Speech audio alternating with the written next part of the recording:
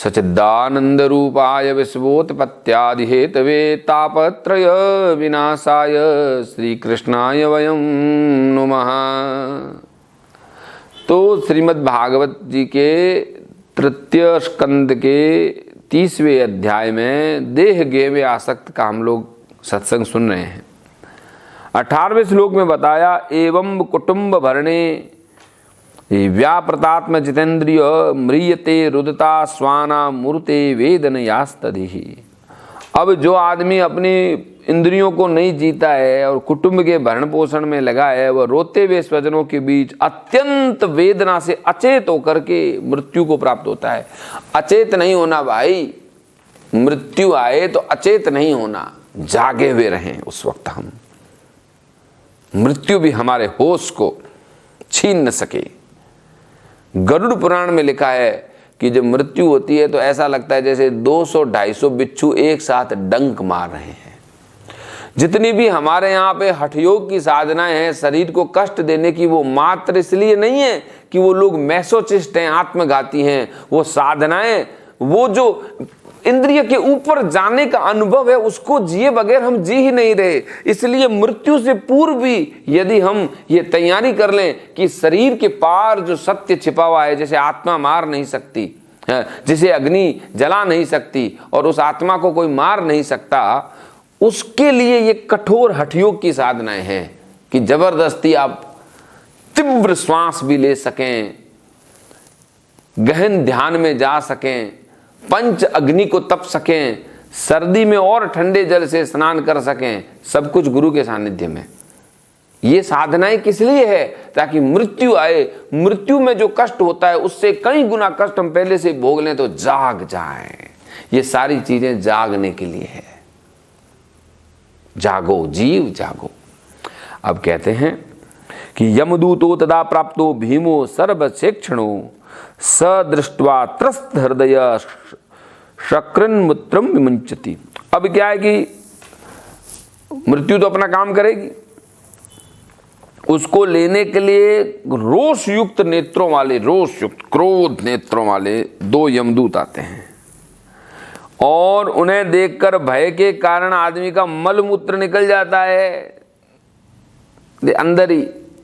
हाँ, अब आपने यदि भैरव जी की और काली माता की साधना खूब की हुई है, भगवान रुद्र की साधना की है, तो अब जो भी महाघोर आएगा, आपने महाघोर को पहले भी जान लिया है, तो फिर आप यमदूत से डरोगे नहीं। तो यहाँ पे अघोरेभ्यो थघोरेभ्य घोर घोर तरभ्य, ये जो घोर साधना क्यों करते हैं? ताकि मृत्यु के वक्त जो घोर का दर्शन होगा, डरो नहीं उससे। हर चीज के पीछे रहस्य है।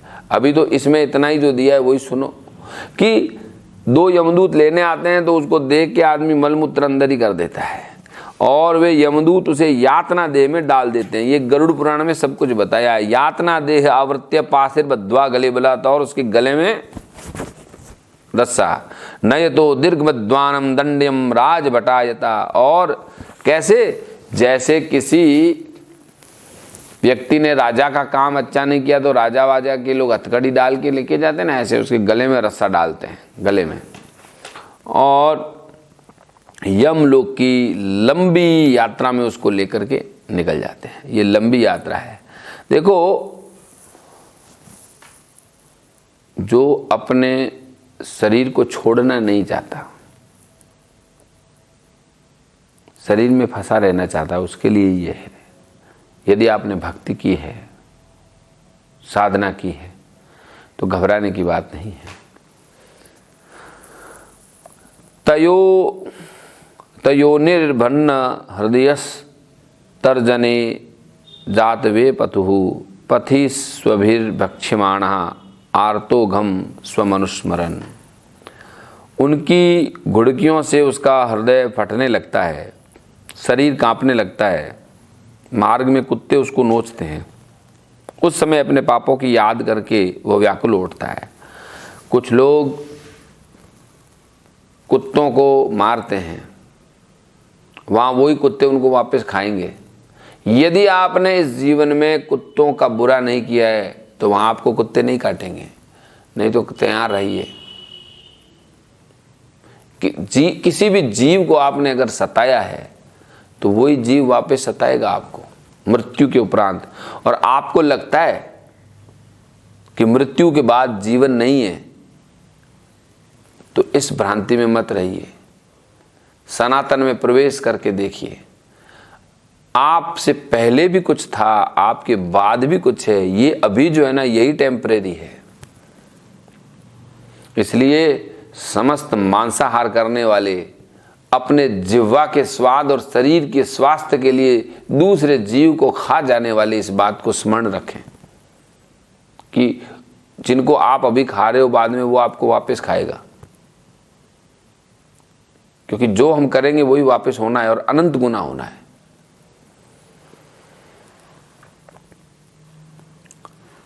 क्षुत्रट परीतोर कदवानलानिले संतप्यमान पतितप्तवालुके कृच्छ्रेण पृष्ठे कस्या च ताडित चलत्यशक्तोपि निराश्रमोदके।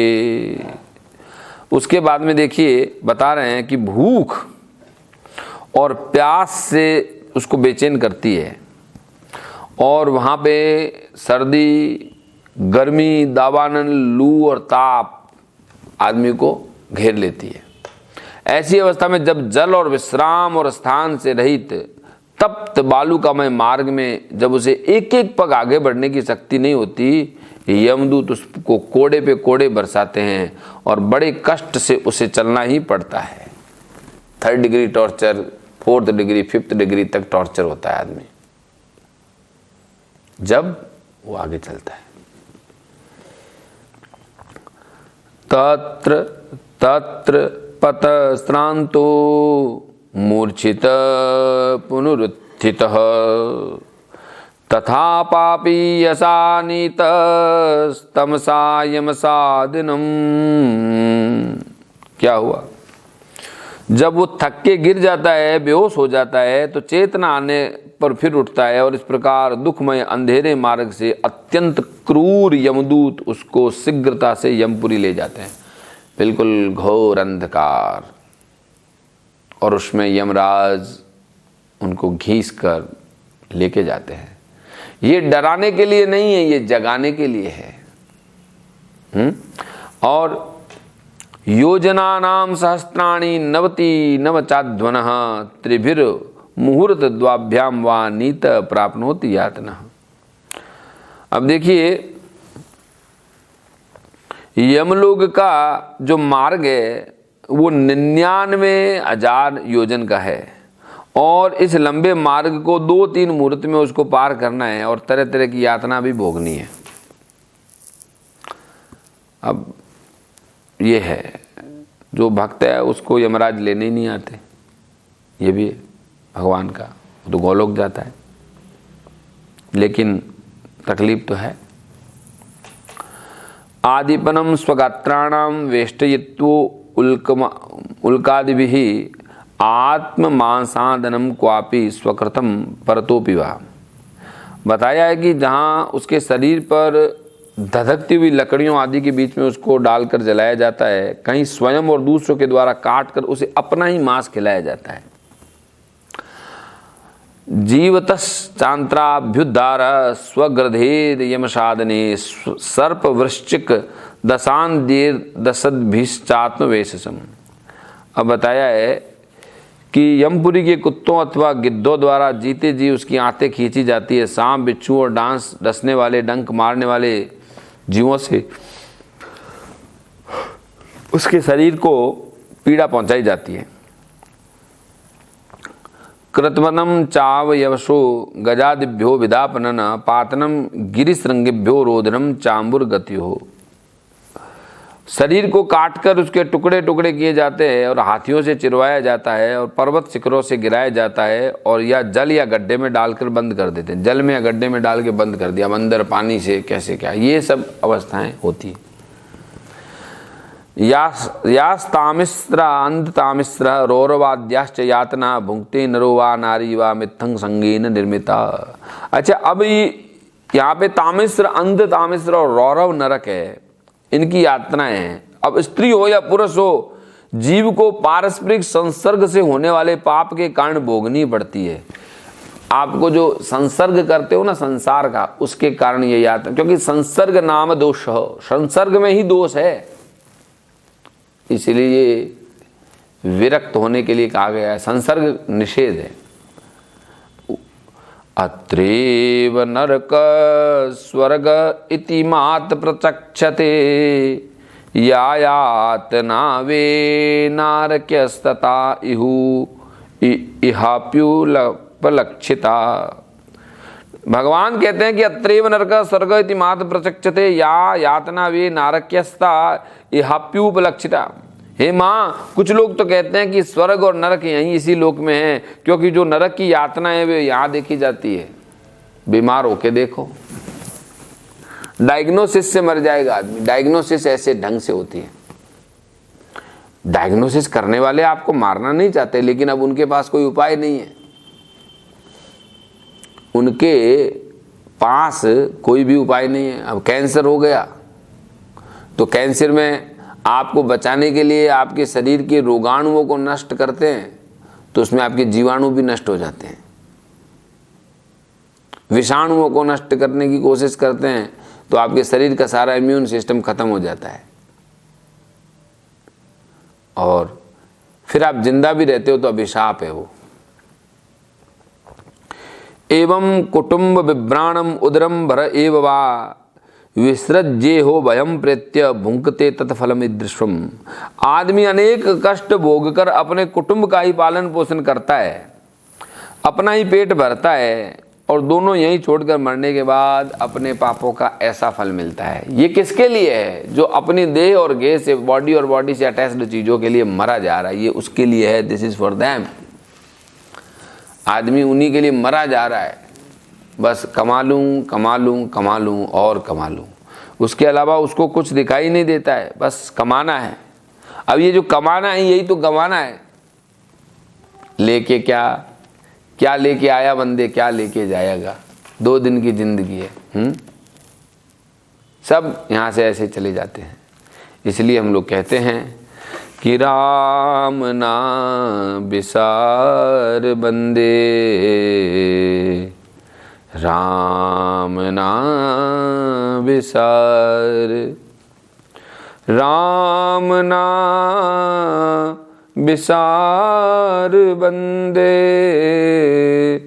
राम नाम बिसार बंदे, राम नाम बिसार। इसलिए भगवान का स्मरण मत भूलो हे जीव। खाली आना खाली जाना, झूठे जग में ना भरमाना। प्रभु का स्मरण करें हम। और ये भागवत आपको इसीलिए सुनाई जा रही है ताकि आप उसका स्मरण करें।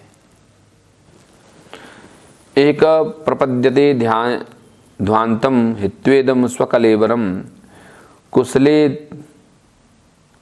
कुशले तरपाथेयो भूतद्रोहेण यद्द्रहम।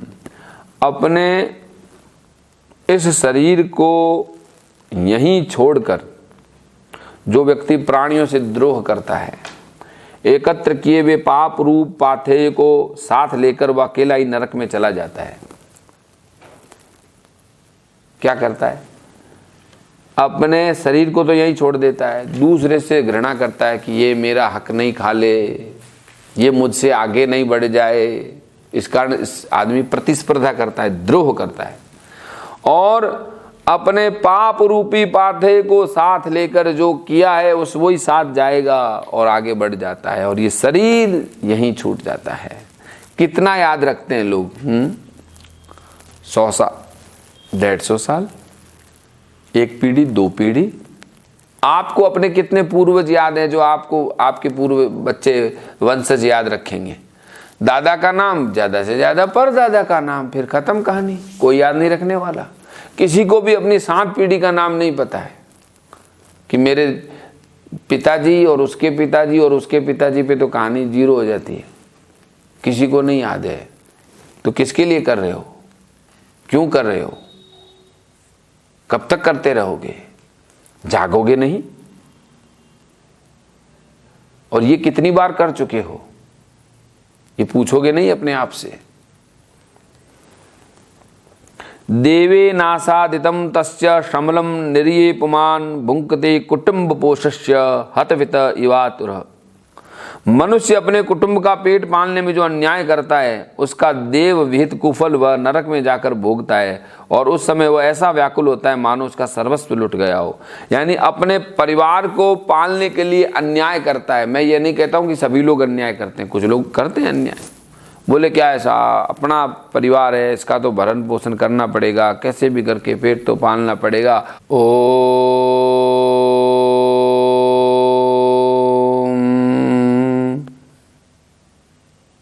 वंशी विभूषित करा नवनीरदाभात पीतांबर दरुणबिंब फलोदराष्टात् पूर्णेन्दु सुंदर मुखातरविंद नेत्रात् कृष्णात् परम किमपि तत्त्वमहं न जाने। कृष्णात् त्वदीय पद पंकज पंजरान्ते अद्येव मे विशतु मानस राजहंस। प्राणपयान समये कफवात पित्ते कंडावरो धनविदो स्मरणं कुतस्ते।